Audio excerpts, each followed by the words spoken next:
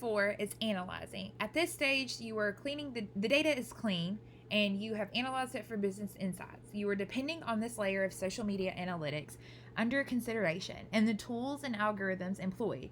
This step and approach will get vary greatly depending on how you're approaching this analysis step. So, for example, nodes in a social media network can be clustered and visualized in a variety of ways depending on the algorithm that is employed.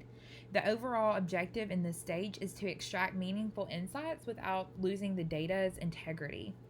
Most analytic tools lay out a step-by-step procedure to analyze social data. Having background knowledge and understanding the tools and its capabilities are crucial in arriving in the right answers. Step 5, visualization. Network data is with whom. So the network data visualization can show who is connected to whom.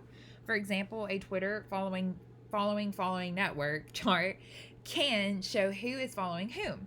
Different types of networks are discussed later in the chapter. Topical data is the what. Topical data visualization is mostly focused on the aspect of the phenomenon that is under investigation. The text cloud generated from social media comments can show the topics and themes that are occurring more frequently in the discussion. Temporal data is the when. Temporal data visualization can slice and dice data on the time horizon and can reveal longitudinal trends, patterns, and relationships hidden in the data.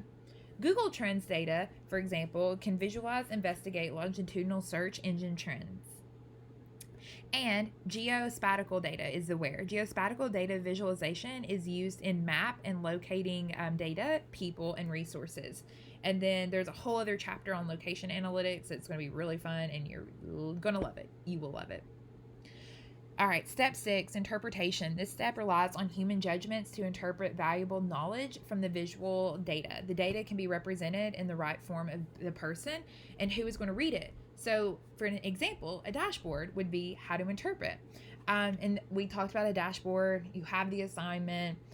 The meaningful interpretation is of particular importance when we're dealing with descriptive analytics that leaves a room for different interpretations. Having a domain knowledge and expertise is crucial to consuming the obtained results correctly. So there are 2 strategies that can be summarized. One is to produce easily consumable analytic results, and the second one is to improve analytic consumption and capabilities. The first approach requires training data scientists and analysts to produce interactive and easy-to-use virtual results. And then the second strategy focuses more on improving management analytic consumption capabilities. Some challenges to affect social media analytics.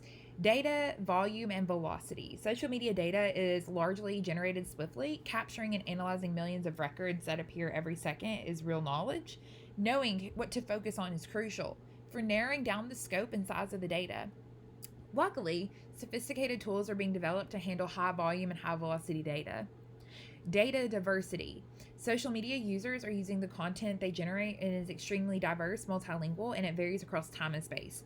Obviously, what your social media looks like is completely different to your best friend or to the person that's 1,000 miles away from you, right? So not every tweet, like, or user is worth looking at. A tweet or a mention coming from an influential social media user is more valuable than from a non-influential user. So whatever I tweet is probably not on anyone's radar, mostly because I just retweet what the cool people tweet. Due to the noisy and diverse nature of social media data, separating relevant content from noise is challenging and very time-consuming. Unstructured data. Unlike the data stored in corporate databases, which are mostly numbers, social media data is highly unstructured and consists of text, graphics, actions, and relations. Short social media text, such as a tweet, comment, or dubious grammatical structure, has been laden with abbreviations, acronyms, and emoticons, which obviously you know what an emoji is. Thus, it represents a significant challenge for extracting actionable business intelligence. Before the eye roll emoji came around, it was the little like happy blushy face even when you were being sarcastic. Now we have the really awesome eye roll emoji, which is probably in my top 5 emojis. So in this chapter, we really looked at social media analytics and how it can be used to examine business questions that are often difficult to answer. It is very different from traditional business or marketing analytics, and because it's often unstructured and the organization has to mine through it, and you don't really own it. Social media analytics data is often a subjective nature and it can be interpreted in many different ways, which is both a strength and a weakness of the type of analysis. The sheer volume and velocity of social media analytics data makes it difficult to collect, summarize, and satisfy ways for many organizations, but the volume of doing so is fairly well established at this time. And then there are various free and paid for platforms that can look at your social media analytics. We're going to really specifically focus on Google. So go through the chapter and really look through the PowerPoint, read your textbook chapter, go through these questions and see how many you can answer before you have to go back and look. I think, especially talking about social media, you should be pretty okay. I know the analytics side is different than what you know, but just having a good foundation and growing up with technology, I think you'll be okay. So if you have any questions, please feel free to contact me. Other than that, I will talk to you all soon.